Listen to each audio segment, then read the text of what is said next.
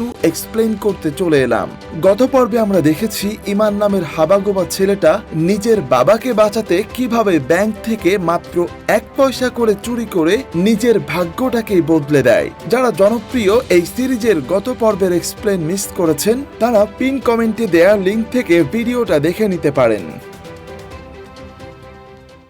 তো গত পর্বে আমরা দেখেছিলাম ইমান যখন সার্ভার থেকে তার মেলওয়্যার ফাইলটা ডিলিট করছিল ঠিক তখনই সেখানে ভেন চলে আসে আর দরজা খোলার শব্দ শুনে ইমান বুঝতে পারে সার্ভার রুমে কেউ ঢুকেছে আর তাই সে দ্রুত তার মেলওয়্যার ফাইল ডিলিট করতে শুরু করে আর সেখানেই লুকিয়ে পড়ে। ভেন হঠাৎ করে একটা সার্ভার মেশিনের পেছনে তাকায় কিন্তু ততক্ষণে ইমান রুম থেকে বের হয়ে গিয়েছিল। কিন্তু দরজা খোলার শব্দ শুনে ভেন বুঝতে পারে নিশ্চয়ই এখান থেকে কেউ পালিয়েছে, তাই সে দ্রুত তার টিমকে ব্যাংকের সব এক্সিট ব্লক করতে বলে যাতে কেউ ব্যাংকের বাইরে যেতে না পারে। কিন্তু ততক্ষণে ইমান সিঁড়ি দিয়ে নামতে শুরু করেছে। নিচে নেমে ইমান শ্যামের স্ক্রিন গার্ড হাতে নিয়ে দ্রুত ক্লিনারদের চেঞ্জিং রুমের দিকে যাচ্ছিল। কিন্তু ঠিক তখনই ইমানের সাথে ভেনের টিমের একজন লোকের ধাক্কা লাগে। ইমান ভয়ে তার দিকে না তাকিয়ে সরি বলে দ্রুত সেখান থেকে চলে যেতে শুরু করে। কিন্তু তখনই সেই লোকটা পেছন থেকে ইমানকে ডাক দেয়। ইমান সেখানে দাঁড়িয়ে যায় আর বুঝতে পারে আসলে লোকটার সাথে ধাক্কা লেগে তার হাতে থাকা স্ক্রিন গার্ডটা পড়ে গেছে। ইমান অনেক ভয় পেয়ে যায়।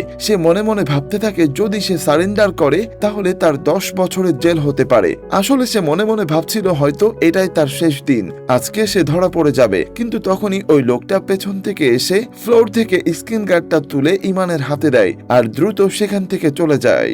ইমান যেন হাফ ছেড়ে বাঁচে, সে আজকে অল্পের জন্য বেঁচে গেছে। তারপর দ্রুত ক্লিনিং রুমে আসে আর সেখানে তার ড্রেস চেঞ্জ করে নেয়। আর ততক্ষণে সিসিটিভি বন্ধের 15 মিনিট শেষ হয়ে গিয়েছিল আর দেখা যায় ইমান আবার তার আগের অফিসিয়াল ড্রেসে কাউন্টারের দিকে ফিরে যাচ্ছে। ইমান জানতো সিসিটিভি শুরু হয়ে গেছে, তাই সে ইচ্ছা করেই ওয়াশরুমের রাস্তা দিয়ে কাউন্টারের দিকে যেতে লাগে যাতে পরবর্তীতে সিসিটিভি চেক করলে সবাই মনে করে এতক্ষণ ইমান ওয়াশরুমে ছিল।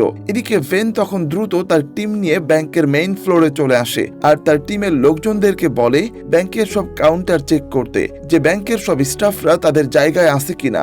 ভেন নিজেও কাউন্টারগুলো চেক করতে করতে ইমানের কাউন্টারের সামনে আসে কিন্তু প্রথমে সেখানে এসে ইমানকে দেখতে পায় না। ঠিক তখন ইমান নিচে থেকে একটা কলম হাতে নিয়ে দাঁড়িয়ে পড়ে। এটা দেখে ভেন মনে করে হয়তো ইমানের কলম নিচে পড়ে গিয়েছিল আর সে সেটাই খোঁজার জন্য নিচে ছিল। এরপর দেখা যায় ভেন আবারও কন্ট্রোল রুমে এসেছে আর সেখানে শ্যামকে জিজ্ঞেস করে তুমি সেকেন্ড ফ্লোরে কি করছিলে। কিন্তু শ্যাম ভয়ে ভয়ে উত্তর দেয় আমি কোথাও যাইনি, আমি আজকে সারাদিন আমার নিজের ডেস্কেই ছিলাম। ভেন তখন জিজ্ঞেস করে যদি তুমি কোথাও না যেয়ে থাকো তাহলে আজকের লিফটে তোমার ফিঙ্গারপ্রিন্ট কিভাবে অ্যাড হলো। আসলে ভেন তো জানতো না ইমান ইচ্ছা করে শ্যামের ফিঙ্গারপ্রিন্ট ব্যবহার করেছিল যাতে করে সন্দেহ তার দিকে যায়। তখন অ্যাশ জিজ্ঞেস করে আচ্ছা ব্যাংকে কি এমন কেউ আছে যে হ্যাকিং পারে। অ্যাশের কথা শুনে ইন্টার্নের মনে তখন ইমানের কথা আসে, কারণ সেদিন ইমানই ব্যাংকের সার্ভারটাকে ডিজিটাল কার্মা নামের ভাইরাস থেকে রক্ষা করেছিল। অন্যদিকে তখন ইমান তার কাউন্টারে দাঁড়িয়ে চিন্তা করছিল যে রেজার মৃত্যুর সাথে তার কোনো হাত নেই আর এখন ব্যাংকের থেকে সব প্রমাণ মুছে ফেলাই সে পুরোপুরি সেফ, তাই সে নিজেকে বেশ নিরাপদ মনে করছিল। ঠিক তখনই ইন্টার্ন তার সামনে আসে আর ইমানকে বলে আমার সাথে একটু ছাদে চলো। ছাদে আসার পর ইন্টার্ন ইমানকে তার ল্যাপটপে দেখায় যে কেউ একজন ব্যাংকের অ্যাডমিন পিসি আর সার্ভার রুম হ্যাক করেছে। এমনকি যেটা করেছে সে আমার টিমের অ্যাক্সেস কার্ড ব্যবহার করে সার্ভার রুমে ঢুকেছিল। ইন্টার্নের কথায় পরিষ্কার সন্দেহের ভাব পাওয়া যাচ্ছিল, তাই ইমান হাসতে হাসতে বলে আমি পুরোটা সময় আমার কাউন্টারে ছিলাম, তুমি চাইলে সিসিটিভি চেক করতে পারো। ইমান জানতো যে ওই সময় সিসিটিভি বন্ধ ছিল কিন্তু ইন্টার্ন এটা জানতো না যে ইমান সিসিটিভির ব্যাপারে জানে আর তাই সে মনে করে হয়তো ইমান সত্যি কথাই বলছে, তা না হলে এত জোর দিয়ে সিসিটিভির কথা বলতো না। কিন্তু আসলে সে তো বুঝতে পারেনি ইমান ইচ্ছা করেই তাকে সিসিটিভির কথা বলেছে। ইন্টার্ন তখন একটু লজ্জা পেয়ে ইমানের কাছে ক্ষমা চায়। পরের দৃশ্যে আমরা দেখতে পাই ইমান তার বাবার সাথে দেখা করতে হাসপাতালে এসেছে। ইমানের বাবার সার্জারি হয়ে গিয়েছিল আর তাই সে এখন পুরোপুরি সুস্থ। একটু পর ডাক্তার ইমানকে ডেকে বলে তোমার বাবা এখন পুরোপুরি বিপদমুক্ত, তাকে 1 সপ্তাহ পরে হাসপাতাল থেকে ছেড়ে দেয়া হবে। কিন্তু ততদিনে হাসপাতালের বিল আর মেডিসিন মিলিয়ে প্রায় 50,000 রিঙ্গিত খরচ হবে। এটা শুনে ইমান আবারও হতাশ হয়ে পড়ে, কারণ সে ব্যাংক থেকে যত টাকা চুরি করেছিল তার সবকিছুই অপারেশন আর বাবার ধার পরিশোধ করে শেষ করে ফেলেছে। আর এখন সে আবারও এতগুলো টাকা কোথা থেকে পাবে। এমনকি ব্যাংকে থাকা তার ভাইরাসটাও সে নিজের হাতে ডিলিট করে দিয়েছে আর তাই এখন কোনোভাবেই ব্যাংক থেকে টাকা উঠাতে পারবে না। আর সেই সাথে রেজার হত্যার ইনভেস্টিগেশনের কারণে কারণে এখন সিকিউরিটির সবসময় করা থাকবে। এসব কিছু ভাবতে ভাবতে হাসপাতাল থেকে বাইরে এসে তার নজর পড়ে একটা এটিএম বুথের উপর। আর ঠিক তখন সেখানে খেয়াল করে যে একটা বুথে 3টা ব্যাংকের এটিএম মেশিন রাখা ছিল। আর তখন ইমানের মনে পড়ে তার দেশে অনেকগুলো ব্যাংক আছে, আর যদি তার বানানো ভাইরাস তাদের ব্যাংকে কাজ করে তাহলে দেশের যে কোনো ব্যাংকে সেটা ঠিকঠাক কাজ করবে। আর তাই সে অন্য ব্যাংকগুলোকে টার্গেট করার প্ল্যান করছিল। ইমান দ্রুত তার বাড়িতে চলে আসে আর তার ল্যাপটপ অন করে ঠিক একই পদ্ধতিতে অন্যান্য ব্যাংকে ইমেইল পাঠাতে থাকে, ঠিক যেভাবে সে নিজের ব্যাংকে পাঠিয়েছিল। আর ওই মেইল ছিল ইমানের বানানো সেই ম্যালওয়্যার ভাইরাস। ইমান জানে প্রত্যেকটা ব্যাংকে একটা অ্যাডমিন পিসি থাকে যেটা সরাসরি সার্ভার রুমের সাথে কানেক্টেড হয়। যখন তার বানানো ভাইরাস অ্যাডমিন পিসিতে অ্যাটাক করবে, ব্যাংকের সার্ভার স্লো হয়ে যাবে, তখন ব্যাংকের লোকজন এটা ঠিক করার জন্য আইটি এক্সপার্টদেরকে ডাকবে। আইটি এক্সপার্টরা যখন এটা ঠিক করার জন্য অ্যাডমিন পিসিতে নতুন পাসওয়ার্ড বসাবে, ইমান সাথে সাথেই সেটা জেনে যাবে। আর ঠিক এইভাবেই ইমান মেন্টারি ব্যাংকে টার্গেট করে। আর এই ব্যাংকের গ্রাহক সংখ্যা ছিল 1,20,00,000। তার মানে সব কাস্টমারের কাছ থেকেও 1 পয়সা করে কেটে নিলে টোটাল অ্যামাউন্ট দাঁড়াবে 1,20,000। তার মানে গতবারের অ্যামাউন্টের থেকেও এটা আরো অনেক বেশি। এরপর ইমান দেশে মোট কতগুলো ব্যাংক আছে সেটা খুঁজতে শুরু করে। তখন সে জানতে পারে টোটাল 9টা ব্যাংক আছে। তার মধ্যে তার নিজের ব্যাংকে সে একবার চুরি করে ফেলেছে, তাই তার হাতে এখনো 8টা ব্যাংক আছে। আর এই সবগুলো ব্যাংক মিলে প্রায় 8 কোটির উপর গ্রাহক আছে। তাই যদি প্রতিদিন সে গ্রাহকদের অ্যাকাউন্ট থেকে 1 পয়সা করে কেটে নেয়, তাহলেও ইমান প্রতিদিন দিনে প্রায় 8 লাখ রিঙ্গিত নিজের অ্যাকাউন্টে নিতে পারবে। এগুলো ভাবতে ভাবতে ইমান বুঝতে পারে সে খুব দ্রুত বড়লোক হতে চলেছে। এদিকে ইন্টার্ন তখন তাদের ব্যাংকের সার্ভার রুমে এসে সব ডাটা চেক করতে শুরু করে। তখনই সেখানে অ্যাশ আসে আর অ্যাশ ইন্টার্নকে বলে, আমি তোমাকে সাহায্য করতে এসেছি। কিন্তু ব্যাংকের পরিস্থিতি নিয়ে ইন্টার্নের মুড খুব বেশি ভালো ছিল না, তাই সে বলে, আমি নিজের কাজ নিজেই করতে বেশি পছন্দ করি। তখনই হঠাৎ করে ইন্টার্নের ফোনে একটা মেসেজ আসে। আসলে তার বস আইরিন ইন্টার্নকে ক্যাবিনে ডাকছিল। ইন্টার্ন তখন অ্যাশকে নিয়ে আইরিনের ক্যাবিনে চলে আসে। ইন্টার্ন তার বসকে বলে, ব্যাংক থেকে কোনো ডাটা বা টাকা চুরি হয়নি, এমনকি সার্ভার চেক করার পরেও সেখানে কোনো ম্যালওয়্যার ধরা পড়েনি। কিন্তু তখন আইরিন বলে, একটা হ্যাকার আমাদের ব্যাংকের সার্ভার রুমে গিয়েছিল। যদি সে আসলেই কিছু করতে না চায় তাহলে এত রিস্ক নিয়ে কেন সার্ভার রুমে ঢুকেছিল? ইন্টার্ন তখন বলে, এটা যেই করেছে না কেন সে সিসিটিভি ফুটেজ ডিলিট করে দিয়েছে, আর ফুটেজ ছাড়া কে এটা করেছে সেটা বের করা সম্ভব না। কিন্তু ইন্টার্নের এই উত্তর আইরিনের পছন্দ হয় না, তাই সে টপিক চেঞ্জ করে অ্যাশকে জিজ্ঞেস করে, আচ্ছা আমাকে বলো তোমার ইন্টার্নের সাথে কাজ করে কেমন লাগছে? অ্যাশ তখন একটু খুশি খুশি ভাবে বলে, আসলে ইন্টার্ন অনেক ভালো একজন বস, আর আমার তার সাথে কাজ করে অনেক ভালো লাগে। তখন আইরিন বলে, তোমার বস কাজ করার পরেও আমাদের ব্যাংকে এত কিছু হয়ে গেল আর সে কিছুই থামাতে পারেনি। এটা শুনে ইন্টার্ন বলে, হ্যাকার ইন্টারনালি না বরং ফিজিক্যালি অ্যাটাক করেছে, আর আমার কাজ ইন্টারনাল সিস্টেম প্রোটেকশন দেওয়া। কিন্তু তার এই কথাতেও আইরিনের রাগ উঠে যায়, তাই সে সাথে সাথেই অ্যাশকে ডিপার্টমেন্ট হেড বানিয়ে দেয়। আর এটা শুনে ইন্টার্ন আর অ্যাশ দুজনেই চমকে ওঠে, কারণ এখন অ্যাশ ইন্টার্নের বস হয়ে গিয়েছিল। জুনিয়রের সামনে এমন অপমান করায় ইন্টার্ন রাগ হয়ে সেখান থেকে চলে আসে। ইন্টার্ন নিজের কেবিনে ফিরে আসার পর শ্যাম তার কাছে আসে কিছু বলার জন্য, কিন্তু ইন্টার্ন রেগে ছিল, তাই সে শ্যামকে সেখান থেকে চলে যেতে বলে। কিন্তু শ্যাম তখন বলে, আমি আসলে এখানে এসেছি তোমাকে কিছু একটা দেখাতে, আর আমার মনে হয় এটা দেখাটা খুব বেশি গুরুত্বপূর্ণ। শ্যাম বলে, আমি ডিলিট হওয়া সিসিটিভির ফুটেজের কিছু অংশ রিকভার করতে পেরেছি, আর সেখানে একটা সন্দেহজনক ফুটেজ দেখা যাচ্ছে। এটা বলে শ্যাম ফুটেজ চালালে দেখা যায় ইমান ওয়াশরুম থেকে বের হচ্ছে, আর হঠাৎ করে সে সিসিটিভি ক্যামেরার দিকে তাকিয়ে হেসে দেয়। এটা দেখে শ্যামের সাথে সাথে ইন্টার্নেরও ইমানের উপর আবারও সন্দেহ হয়। পরের দৃশ্যে আমরা দেখতে পাই ইমান তার বাবাকে একটা দামি গাড়িতে করে এক বিশাল ফ্ল্যাটে নিয়ে এসেছে, আর সেখানে সে ইমান বলে, আজ থেকে এটাই আমাদের বাড়ি। আর ইমান তার বাবাকে পুরো ফ্ল্যাট ঘুরিয়ে দেখাচ্ছিল, এমনকি তাদের ফ্ল্যাটে পার্সোনাল সুইমিং পুলও ছিল। কিন্তু ইমানের বাবার তো বিশ্বাসই হচ্ছিল না, হঠাৎ করে তার ছেলের কাছে এত টাকা কোথা থেকে আসলো। ইমানের বাবা এসব দেখে একদমই খুশি হয় না, উল্টো সে তার ছেলেকে জিজ্ঞেস করে, তুমি কি এই বাড়িটা কিনে নিয়েছো? কিন্তু ইমান বলে, না, আমি এটা শুধু ভাড়া নিয়েছি, তো যদি তুমি চাও তাহলে আমি এটাকে কিনে নিতে পারি। আর এটা শুনে ইমানের বাবা তাকে জিজ্ঞেস করে, আচ্ছা তুমি এত টাকা কোথায় পেলে? তুমি কি ড্রাগ বিক্রি করতে শুরু করেছো নাকি? কিন্তু ইমান বলে, না না, তুমি যেটা ভয় পাচ্ছ তেমন কিছুই না, আমার ব্যাংকে প্রমোশন হয়েছে, আমি এখন আর কোনো সাধারণ কর্মচারী না, আর তাই আমাদের কাছে এখন কোনো টাকার অভাব হবে না। এটা বলে ইমান তার বাবার সামনে থেকে সরে যায়, কিন্তু বাবা বলে তো কথা, তাই ইমানের বাবারও এখনো তার ছেলের কথায় সম্পূর্ণ বিশ্বাস হচ্ছিল না। একটু পর দেখা যায় ইমান আর তার বাবা একসাথে বসে খাবার খাচ্ছিল। এমন খাবার এর আগে তারা কখনো চোখেই দেখেনি। হঠাৎ করে দরজায় কেউ কলিং বেল দেয়। ইমান উঠে আসে কে এসেছে দেখার জন্য, কিন্তু দরজা খুলতেই কেউ একজন তাকে সজোরে আঘাত করে। এটা দেখে ইমানের বাবা ভয়ে দাঁড়িয়ে পড়ে। তখন সে দেখতে পায় আসলে দেবা আর তার লোকেরা এসেছে। দেবাকে দেখে ইমান আর তার বাবা দুজনেই ঘাবড়ে যায়। দেবা তখন ইমানের দিকে বন্দুক তাক করে বলে, কি অনেক বড়লোক হয়ে গেছে মনে হচ্ছে। এর সাথে সাথেই স্ক্রিন অন্ধকার হয়ে যায়, আরেকটা গুলির শব্দ শোনা যায়। আর এখানেই আমাদের আরেকটা এপিসোড শেষ হয়ে যায়। তো চলুন এর পরের এপিসোড শুরু করা যাক।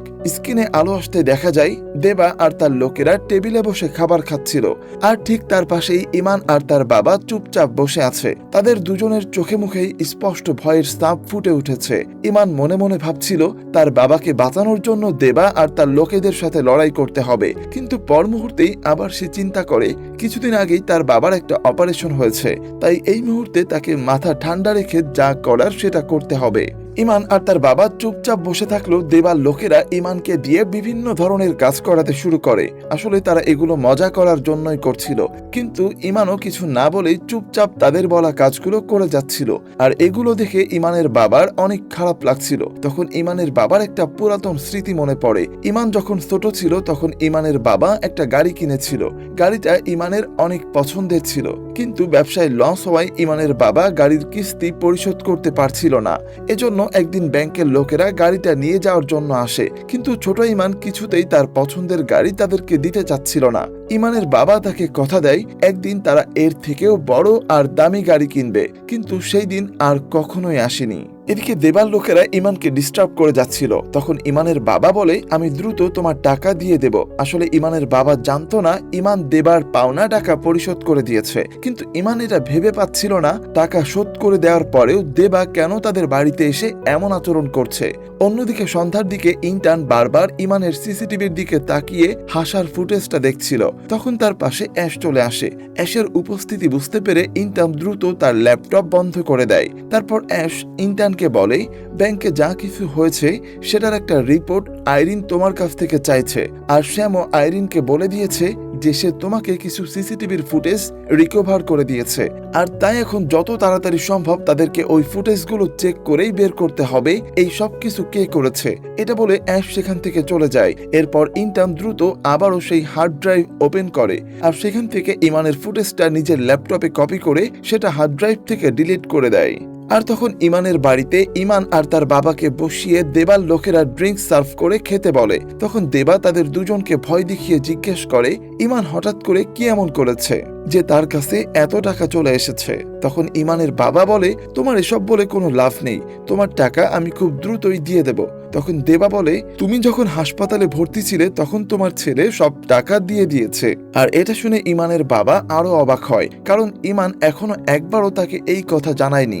আসলে সেদিন যখন দেবার লোকেরা ইমানের পিছু করছিল টাকার জন্য, তখন ইমান দৌড়ে গিয়ে ব্যাংক থেকে টাকা বের করে তাদেরকে দিয়ে দেয়। আর এটা দেখে দেবার ধারণা হয়েছে ইমান নিশ্চয়ই ব্যাংকে চুরি করেছে, কিন্তু ছেলেকে বাঁচাতে ইমানের বাবা তখন বলে, ওই সব টাকাগুলো আমার, আমি ঔষধের ব্যবসা করে এগুলো জমিয়েছিলাম। কিন্তু তার কথা শুনে দেবা বুঝতে পারে ইমানের বাবা মিথ্যা কথা বলছে, তাই সাথে সাথে সে তাকে ধরে টর্চার করতে শুরু করে। আর দেবা আবার জিজ্ঞেস করে, আমাকে সত্যি সত্যি বল, তুমি এত টাকা কোথায় পেয়েছো? আসলে ওই দিনের ঘটনার পর থেকে দেবা তার লোকদেরকে দিয়ে ইমানের উপর নজর রেখেছিল, আর তাই সে এখন জানতে চায় আসলে ইমান করছেটা কি। আর এদিকে ব্যাংকে তখন অ্যাশ তার পজিশন বুঝে পাওয়ার পর টিমকে নিয়ে মিটিং করছিল। সে মিটিং এ সবাইকে বলে, ব্যাংকের সার্ভার রুম আর অ্যাডমিন রুমে যে এসেছিল সে শ্যামের ফিঙ্গারপ্রিন্ট ব্যবহার করেছে, আর অ্যাডমিন রুমে যাওয়ার পর সে আমার নামের অ্যাক্সেস কার্ড বানিয়েছিল। শ্যাম তখন বলে, আমি চোরকে ফিঙ্গারপ্রিন্ট দিতে কোনো সাহায্য করিনি, আমি ওই সময়টাতে ওয়াশরুমে ছিলাম। আর তখন ইন্টার্ন সেখানে এসে বলে, সার্ভার রুমের পাশে আমরা একটা ক্লিনার ট্রলি পেয়েছিলাম। আসলে সেদিন দেন ইমান যে ক্লিনিং ট্রলি নিয়ে সেখানে গিয়েছিল, ভেন চলে আসার পর পালাতে গিয়ে সেই ট্রলিটা ভুলে সার্ভার রুমে রেখে এসেছে। ইন্টার্ন তখন আরো বলে এই কাজটা যেই করেছে না কেন সে তো সব কাজ ৪৫ মিনিটের মধ্যে শেষ করে ফেলেছিল। তারপর সে বাকি টিম মেম্বারদেরকে হার্ড ড্রাইভ দেখিয়ে বলে শ্যাম কিছু ডিলেট হওয়া ফুটেজ উদ্ধার করেছে, আর এগুলো দেখে আমরা ঠিকই চোরকে খুঁজে বের করে ফেলবো। আর তখন ইমানের বাড়িতে দেবার লোকেরা তখনও ইমানের বাবাকে টর্চার করছিল। এটা দেখে ইমান দেবাকে বলে তোমার যদি আরো টাকার প্রয়োজন হয় আমি দেব, কিন্তু আমার বাবাকে ছেড়ে দাও। এটা শুনে দেবা আরো রেগে যায়। সে ইমানকে খাবার টেবিলে চেপে ধরে বলে আমি জিজ্ঞেস করেছি তুমি এত টাকা কোথায় পেয়েছো, আমাকে সত্যিটা বলো। তখন ইমান আর কোনো উপায় না দেখে স্বীকার করে যে সে এই সব টাকা ব্যাংক থেকে চুরি করেছে। আর ব্যাংকে তখন ইন্টার্ন ইমানের পাশের কাউন্টারে থাকা মহিলাকে ইমানের ব্যাপারে জিজ্ঞেস করে। তখন ওই মহিলা জানায় ওই দিন ইমান ওয়াশরুমে ছিল, আর সাধারণ সময় থেকে একটু বেশি সময় লেগেছিল তার ওয়াশরুমে। ইন্টার্ন তখন প্রশ্ন করে কিন্তু ওই সময় যারা কাউন্টারে ছিল সেই লিস্টে তো ইমানেরও নাম আছে। আসলে ইন্টার্নও ধীরে ধীরে ইমানের উপর সন্দেহ করছিল। আর তখনই ইমানের বাবার শরীর খারাপ হয়ে যায়, সে অজ্ঞান হয়ে মাটিতে পড়ে যায়। ব্যাংকে তখন ইন্টার্ন হার্ড ড্রাইভের বাকি ফুটেজগুলো চেক করছিল। তখন ক্লিনিং এরিয়ার ফুটেজ চেক করার সময় দেখতে পাই ইমান ক্লিনিং এর কাপড় পরে কোথাও যাচ্ছে, কিন্তু ফুটেজ দেখে এটা বোঝার উপায় নাই যে এটা আসলে ইমানই নাকি অন্য কেউ। এদিকে বাড়িতে যখন ইমানের বাবা অজ্ঞান হয়ে পড়েছিল, ইমান বলে বাবার জন্য ঔষধ আনতে হবে, তা না হলে খারাপ কিছু ঘটে যেতে পারে। কিন্তু দেবা তাকে বলে তোমাকে যেতে দিতে পারি একটা শর্তে, আগে তোমাকে এটা বলতে হবে যে তুমি ব্যাংক থেকে টাকা কিভাবে চুরি করেছো। এরপর সে ল্যাপটপ এনে গারোডা ব্যাংকের সার্ভারে ঢোকে, আর সেখান থেকে ঠিক আগের সব নিয়ম ফলো করে ১৭ লাখ কাস্টমারের কাছ থেকে ১ পয়সা করে কেটে নেয়। এতে করে ৭০,০০০ রিঙ্গিত জমা হয়। সে সবকিছু খুব দ্রুত করছিল, আর সেই সাথে দেবাকেও পুরো প্রসেসটা বলে যাচ্ছিল। কিন্তু এত দ্রুত এসব কিছু শুনে দেবা হাসতে শুরু করে, আর সে বলে তুমি আমাকে বোকা বানাচ্ছ তাই না, সময় খুব কম, তার বাবাকে যে করেই হোক বাঁচাতে হবে। তাই ইমান বলে ঠিক আছে তোমার একটা ব্যাংক অ্যাকাউন্টের নাম্বার আমাকে দাও, যদি আমি প্রমাণ করতে না পারি তাহলে আমাকে গুলি করে দিও। এটা শুনে দেবা কিছুটা থতমত খেয়ে যায়, আর তখন সে তার ব্যাংক অ্যাকাউন্ট নাম্বারটা ইমানের কাছে দেয়। কিছুক্ষণের মধ্যেই সে দেখতে পায় তার অ্যাকাউন্টে ৭০,০০০ রিঙ্গিত ঢুকেছে। ততক্ষণে ইমানের বাবার জ্ঞান ফিরে এসেছে। জ্ঞান ফিরতেই সে ইমানকে জিজ্ঞেস করে তুমি কি ব্যাংক থেকে অনেক টাকা চুরি করেছো? তখন ইমান তার বাবার উপরে কিছুটা রাগ করেই বলে তুমি পুরোটা জীবন ব্যবসার নামে কিছুই করনি, আর একসময় পরিস্থিতি এতটাই খারাপ বানিয়ে ফেলেছো যে মা ও আমাদেরকে ছেড়ে চলে যেতে বাধ্য হয়েছে। এবার একজন লোক এসে ইমানকে পানি নিয়ে আসতে বলে। ইমান পানি নিয়ে সুইমিং পুল এরিয়ায় এসে সবাইকে পানি খাওয়ায়। তারপর আবারও যখন তার বাবার কাছে ফিরে আসছিল তখন সে খেয়াল করে সুইমিং পুলের পাশে একটা চেয়ারে লোকেদের কাপড় আর বন্দুক রাখা আছে। ইমাম সাথে সাথেই বন্দুকটা তুলে নিজের কাছে নিয়ে নেয়, আর সে দ্রুত তার বাবার কাছে এসে বলে আমাদের উচিত এখনই এখান থেকে পালিয়ে যাওয়া। কিন্তু তখন দেবার সেই লোকটা ইমানের সামনে চলে আসে, যার গান ইমান নিয়ে এসেছিল। লোকটা ইমানের কাছে আসতে গেলে ইমাম দ্রুত তার দিকে বন্দুক তাক করে, কিন্তু লোকটা বলে ঠিক আছে তোমার সাহস থাকলে গুলি করে দেখাও। এটা বলে সে ধীরে ধীরে ইমানের দিকে এগিয়ে আসতে শুরু করে। ইমানও আর কোনো উপায় না দেখে বন্দুকের ট্রিগারে চাপ দেয়, কিন্তু দুর্ভাগ্যবশত কোনো গুলি বের হয় না, কারণ আসলে বন্দুকের সেফটি অপশন অন করা ছিল।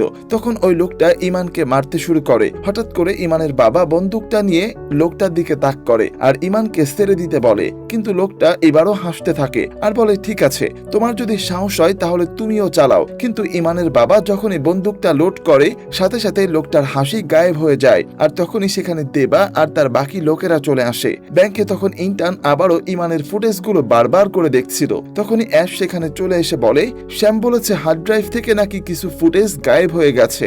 ইন্টার্ন তখন বলে যে ফাইলগুলো ডিলিট হয়েছে সেগুলো সব ক্রপটেড ফাইল ছিল, অর্থাৎ সেগুলো কখনো চলবে না, তাই ডিলিট করে দিয়েছি। এটা শুনে অ্যাশ সেখান থেকে কিছু না বলেই চলে যায়, কিন্তু এবারও অ্যাশেরও ইন্টার্নের উপর সন্দেহ হচ্ছিল। তার মনে হচ্ছিল ইন্টার্নও সবার থেকে কিছু একটা লুকাচ্ছে। আর এদিকে ইমানের বাবা তখন দেবার লোককে বন্দি করে ইমানকে নিয়ে দরজার দিকে এগিয়ে যায়, আর দরজার কাছে গিয়ে বাইরে থেকে লোকটাকে ধাক্কা দিয়ে দরজা আটকে দেয়। ইমান আর তার বাবা যখন পালাচ্ছিল তখন ইমান জিজ্ঞেস করে তুমি বন্দুক চালানো কোথা থেকে শিখেছো? তখন ইমানের বাবা বলে আমি টিভিতে দেখেছিলাম। ইমান আর তার বাবা একটা গাড়ি নিয়ে সেখান থেকে পালাতে শুরু করে। দেবার লোক তাদের গাড়ির উপরেও ঝাঁপিয়ে পড়ে, কিন্তু ইমান কোনোভাবে তাকে গাড়ি থেকে মেরে ফেলে দেয় আর গাড়ি নিয়ে তারা বাইরে চলে আসে। কিন্তু একটু পর দেখা যায় দেবাও তার গাড়ি নিয়ে ইমানদের পিছু করছে। আর এভাবে বেশ কিছু দূর আসার পর ইমানের বাবা খেয়াল করে তাদের গাড়ির ফুয়েল শেষ, কিন্তু তারা দেবাদের থেকে বেশ এগিয়ে ছিল। একটা গলিতে গাড়ি থামিয়ে দুজনে দৌড়াতে শুরু করে, কিন্তু দৌড়াতে দৌড়াতে ইমানের বাবার বুকে ব্যথা ওঠে। তাই সে ইমানকে বলে, তুমি আমার জন্য অপেক্ষা করো না, যত দূরে পারো পালিয়ে যাও। ইমান দৌড়াতে দৌড়াতে কিছুটা সামনের দিকে চলে গিয়েছিল। ঠিক তখনই দেবা আর তার লোকেরা এসে ইমানের বাবাকে পেছন থেকে ধরে ফেলে আর তার বাবার মাথায় আঘাত করে তাকে অজ্ঞান করে দেয়। বাবাকে মাটিতে পড়ে থাকতে দেখে ইমান তার দিকে ছুটে আসছিল।